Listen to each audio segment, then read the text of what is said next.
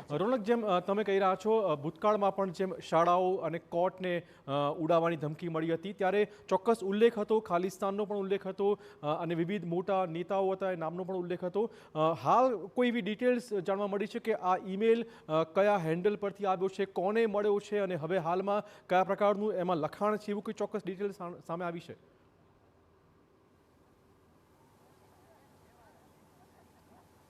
બિલકુલથી અત્યાર સુધી જે બોમ્બની ધમકીઓ મળી છે તેમાં બે પ્રકારની ધમકીઓ છે। એમાં તો એક ખાલિસ્તાની મુવમેન્ટ છે તેનો ઉલ્લેખ કરવામાં આવ્યો છે અને બીજું આતંકવાદ જે પ્રવૃત્તિઓ છે તેનો ઉલ્લેખ કરવામાં આવ્યો છે। મહત્તમ જે શાળાઓમાં ધમકી મળી છે તેને ખાલિસ્તાનીના નામે મળવામાં આવી હતી કે શાળાઓમાં જે 26 જાન્યુઆરીએ ઝંડો ન ફરકાવવો અથવા તો પછી સંલગ્ન બાબતે જે ધમકીઓ છે તે મળી છે। અત્યારે વિધાનસભામાં જે મેલ કરવામાં આવ્યો છે તે કયા જે બહાના હેઠળ કરવામાં આવ્યો છે તે હજી સુધી પુષ્ટિ થઈ નથી, પરંતુ જે પ્રકારે મેં આપને કહ્યું કે વિધાનસભા અધ્યક્ષની કેબિનમાં અત્યારે ગૃહમંત્રી તથા નાયબ મુખ્યમંત્રી હર્ષ સંઘવી પહોંચ્યા છે। બેઠકોનો દોર છે તે શરૂ થયો છે।